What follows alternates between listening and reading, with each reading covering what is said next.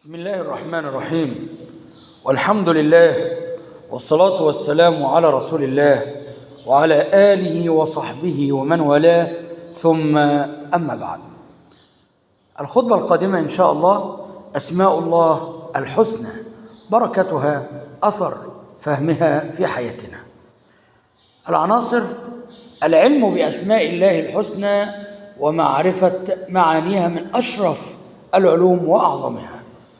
فهم أسماء الله الحسنى له عظيم الأثر في حياتنا، فبذلك الفهم نعرف الله تبارك وتعالى حق المعرفة، وهذا الفهم سبب لخشية الله تبارك وتعالى، وهو الباعث على حسن العمل، وهذا الفهم سبب لمحبته جل وعلا، وباب لدخول الجنة. رزقنا الله وإياكم الجنة.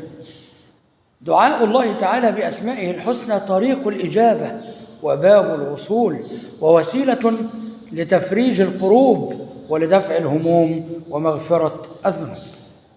فهو القائل في كتابه العزيز: ولله الأسماء الحسنى فادعوه بها وذروا الذين يلحدون في أسمائه سيجزون ما كانوا يعملون.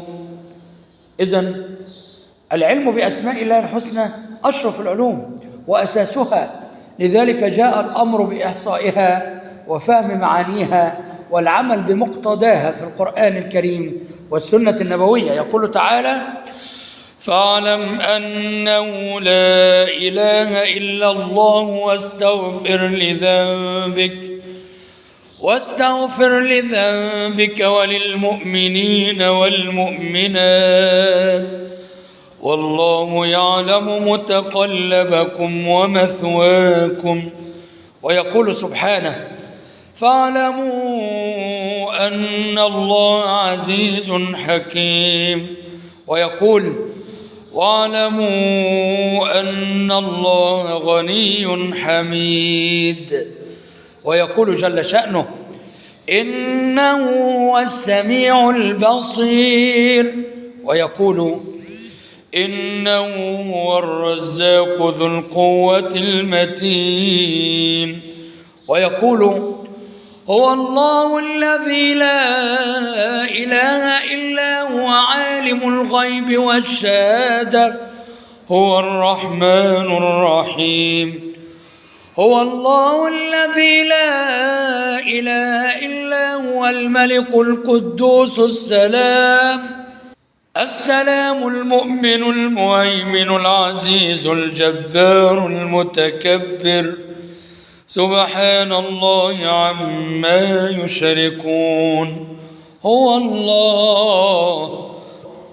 الله الخالق البارئ المصور، له الأسماء الحسنى، يسبح له ما في السماوات والأرض وهو العزيز الحكيم. ويقول صلى الله عليه وسلم: إن لله 99 اسما 100 إلا واحد من أحصاها دخل الجنة. وفهم أسماء الله الحسنى له عظيم الأثر في حياتنا، فبذلك الفهم نعرف الله تبارك وتعالى. فحينما سأل المشركون رسول الله صلى الله عليه وسلم أن يذكر لهم صفة الحق سبحانه، أنزل الله عز وجل: قل هو الله أحد الله الصمد لم يلد ولم يولد ولم يكن له كفوا أحد. ومن علم أن الله تعالى غفور رحيم، عفو كريم، ودود حيي كريم، زاد رجاؤه في ربه وإقباله عليه، وعظم ابتهاله إليه، حيث يقول الحق سبحانه: وهو الغفور الودود. ويقول: والله واسع عليم. ويقول صلى الله عليه وسلم: إن ربكم تبارك وتعالى حيي كريم يستحيي من عبده إذا رفع يديه إليه أن يردهما صفرا، ومن علم أن الله سميع بصير عليم مطلع مراقب فوض أمره إليه وعمل بطاعته وابتعد عن معصيته. ربنا الله الإله واحد جل علاه، ليس من رب سواه، لا إله إلا الله، قل هو الله أحد واحد فرد صمد، قد تعالى عن شريك وشبيه وولد، فوض الأمر إليه واتكل دوما عليه. ربنا الله الإله واحد جل علاه. ومن علم أن الله عليم بسره ونجواه وبعلانيته وبما تكنه الأنفس وتخفيه الصدور عمل في مرضاته وابتعد عما يغضبه جل وعلا. كما أن ذلك الفهم سبب لخشية الله تبارك وتعالى الباعثة على حسن العمل والاستعداد الحق للقاء الله جل وعلا. فمن كان بالله تعالى أعرف فهو منه أخوف، حيث يقول الحق سبحانه وتعالى: إنما يخشى الله من عباده العلماء. ويقول صلى الله عليه وسلم: فوالله إني لأعلمهم بالله وأشدهم له خشية. أما الثناء على الله تعالى بأسماء الحسنى فهو سبب لمحبته وباب لدخول الجنة. فقد بعث نبينا صلى الله عليه وسلم رجلا على سرية، وكان يقرأ لأصحابه في صلاتهم فيختم بقل هو الله أحد. فلما رجعوا ذكروا ذلك للنبي صلى الله عليه وسلم، فقال: سألوه بأي شيء يصنع ذلك؟ لماذا؟ فسألوه فقال الرجل: لأنها صفة الرحمن وأنا أحب أن أقرأ بها. فقال النبي صلى الله عليه وسلم: أخبروه أن الله يحبه. وفي رواية له صلى الله عليه وسلم قال: حبك إياها أدخلك الجنة.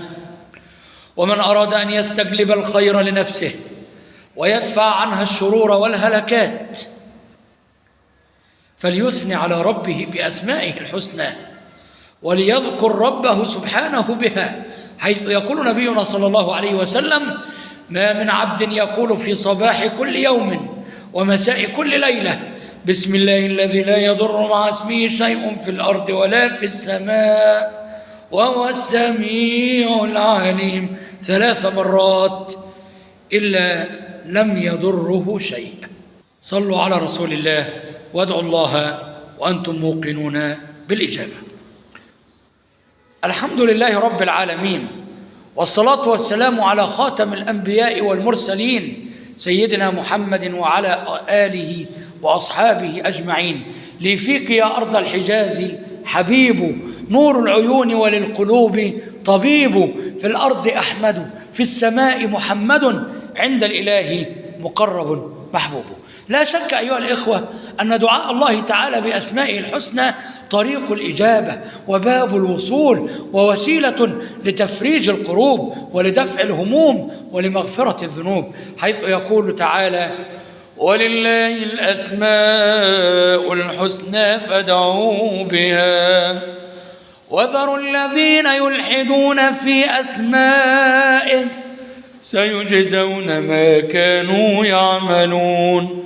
ويقول سبحانه: قل ادعوا الله أو ادعوا الرحمن أيما تدعوا فله الأسماء الحسنى.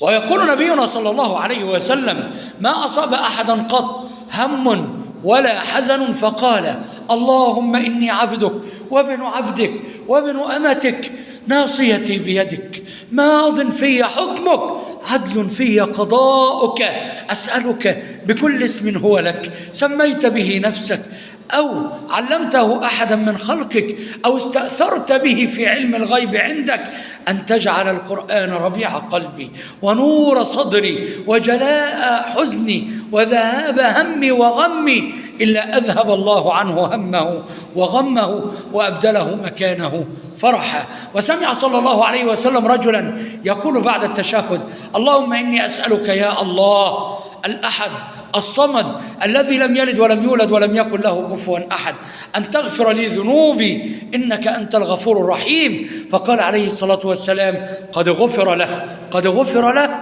قد غفر له.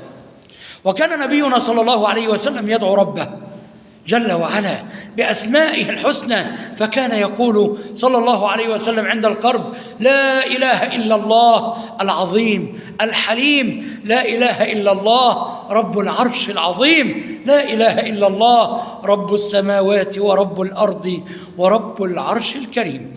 فما أحوجنا أيها الإخوة إلى إدراك معاني أسماء الله الحسنى ودعائه عز وجل بها لتزكو نفوسنا وتطمئن قلوبنا وترقى تعاملاتنا وتستجاب دعواتنا. اللهم احفظ مصرنا وارفع رايتها في العالمين، ارفع عنا البلاء والوباء وخفف عنا الغلاء وشفع فينا خاتم الأنبياء. يا خالق الأرض والسماء تقبل منا الدعاء. والسلام عليكم ورحمة الله وبركاته.